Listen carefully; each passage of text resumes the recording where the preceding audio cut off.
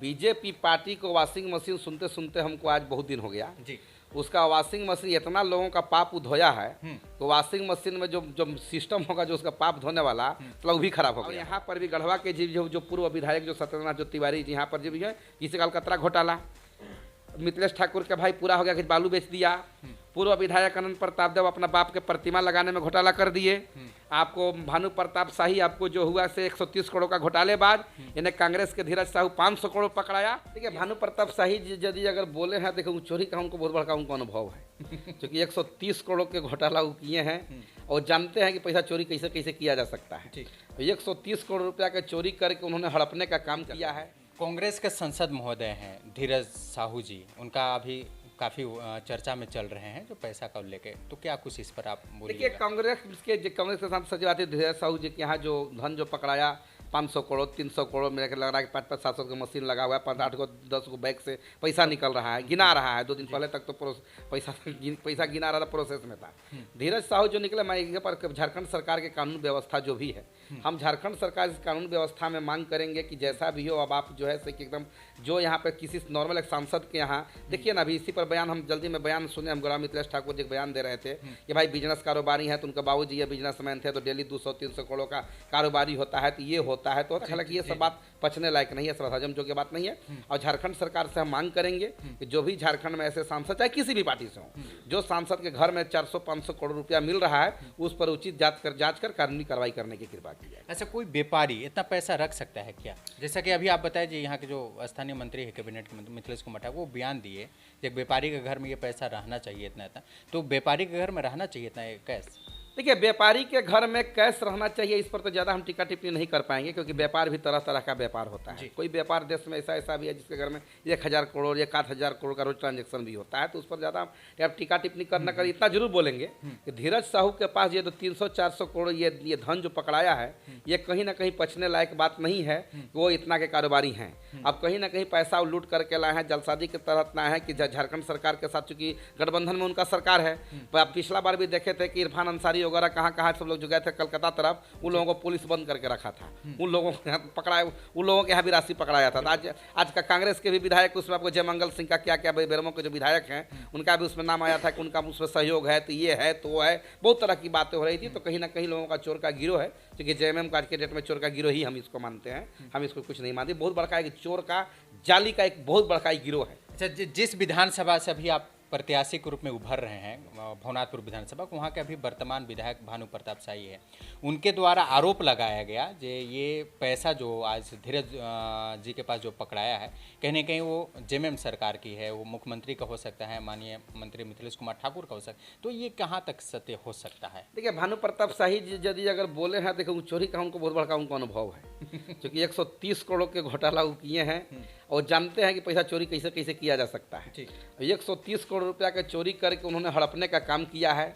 मैं भानु प्रताप शाही से भी मांग करता हूं और धीरज साहू के, बल्कि कांग्रेस सरकार और भारतीय जनता पार्टी के लिए, भारतीय जनता पार्टी की आवाज़ जो उठाए हुए 130 करोड़ के घोटालाबाज है।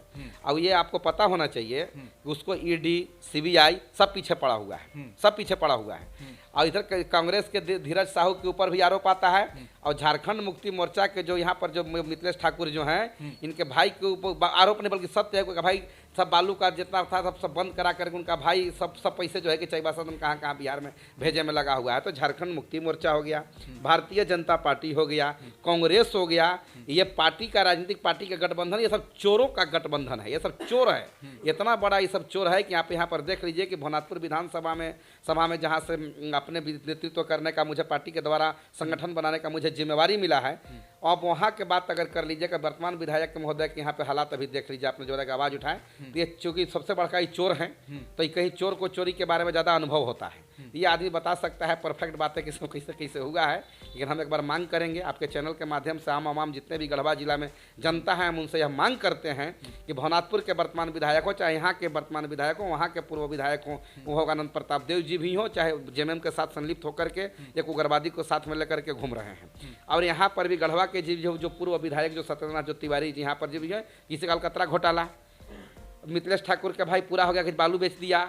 पूर्व विधायक अनंत प्रताप देव अपना बाप के प्रतिमा लगाने में घोटाला कर दिए।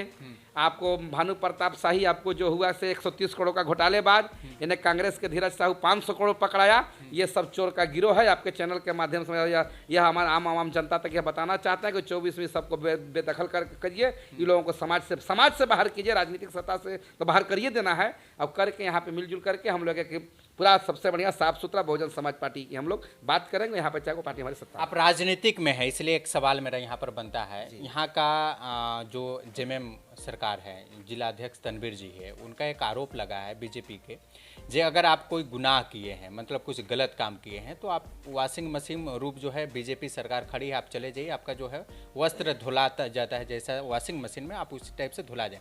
तो ये क्या कुछ बात सत्य है क्या, इसमें कह सकते हैं आप? देखिए, कपड़ा की बात जहाँ धो करके वॉशिंग मशीन की तरह बीजेपी पार्टी उस टाइप सी है जो लोगों का धोने का काम करती है। बीजेपी पार्टी को वॉशिंग मशीन सुनते सुनते हमको आज बहुत दिन हो गया जी। उसका वॉशिंग मशीन इतना लोगों का पाप धोया है, तो वॉशिंग मशीन में जो सिस्टम होगा जो उसका पाप धोने वाला, तो वो भी खराब हो गया होगा। अभी के समय में हुआ क्या है सो हम बता रहे हैं। बीजेपी और भारतीय और कांग्रेस और जेएमएम, हम तीनों पर प्रकाश डालना चाहेंगे। लोग वहां पर जाते हैं तो पाप तो धुल ही जाता है भाई, सरकार सत्ता में था, जितने सारे लोग थे वहां पे जाते हैं तो धुल जाता है। ये बात में कहीं ना कहीं सच्चाई, बिल्कुल 200% सच्चाई है। लेकिन हम इस बात को न बोल करके इसका जवाब हम दूसरा रूप में देना चाहेंगे कि जिस तरह से अभी यहाँ पर लोग सत्ता के शरण में लोग गए हैं, भारतीय जनता पार्टी में जाने से धुल जाता है, ये बिल्कुल सत्य बात है। हम ये जो है झारखंड मुक्ति मोर्चा भी यहाँ पर जो जिसके अध्यक्ष जी जो आरोप जो लगा रहे हैं तनवीर आलम जी, आप इस बात को देखने का प्रयास कीजिए और जानने का प्रयास कीजिए। ये लोग कहीं ना कहीं सब भारतीय जनता पार्टी, कांग्रेस और जेएमएम आपस में एक भाईचारा का परिचय दे रहे हैं। और आपस में भाईचारा को दे करके ये लोग सब जगह को लगता है कहीं ना कहीं ये लोग बहुजन समाज पार्टी को कमजोर करने के लिए ये लोग तरह तरह की नीति अपना रहे हैं, तरह तरह के कटघराए अपना रहे हैं। क्योंकि अभी यहाँ के जिला परिषद सदस्य हमारे गढ़वा विधानसभा प्रभारी बने हैं अजय मेटलूफ अजय चौधरी जी, यहाँ का जिम्मेवारी मिला है। अब ये लोग यहाँ में आपस में गोल मटोल करके यहाँ पर इस तरह का बात कर, जनता का आम जनता को इन लोगों के बात में आने की जरूरत नहीं है। बस चोर है तो चोर है। हाँ, भारतीय जनता पार्टी, जेएमएम, कांग्रेस सब चोर का गिरोह है। भानु जी का अगर वो घोटाला नहीं पकड़ाता तो क्या वो बीजेपी में जाते या नहीं जाते? देखिए, भानु प्रताप शाही जी का घोटाला नहीं अगर पकड़ाता तो बीजेपी में जाने का तो कोई सवाल पैदा नहीं होता था, क्योंकि उनका पता था कि टिकट का दौर उस समय देखिए रहे थे कि पूर्व विधायक वहाँ पे दाऊद देवी थे, वहाँ पे लगे हुए थे। इनका मकसद था कि विधायक हम बने कि ना बने, कम से कम जेल जाने से तो बचेंगे ना। वो भारतीय जनता पार्टी में चल जाएंगे तो जो घोटाला किया हो तो बच जाएगा, जीवन सुरक्षित रहेगा। वो बेचारे जीवन सुरक्षित रखने के लिए बीजेपी में गए हैं। आज भी वही हो रहा है। आज भी कहीं ना कहीं अंदर अंदर बेचारा बोल बाल देता है, फिर जा करके जेएमएम से माफ़ी मांगता है। ऐसा कुछ जानकारी मिला है हमको कि जेएमएम से फिर जाकर माफ़ी मांगता है कि गलती बोला गया कि हमको अरेस्ट वगैरह मत कीजिएगा। अब यही है अपना, ऐसा कहीं कुछ नहीं है कि उसका घोटालेबाज नहीं रहता तो उसको बीजेपी में जाने की कोई सवाल ही पैदा नहीं है।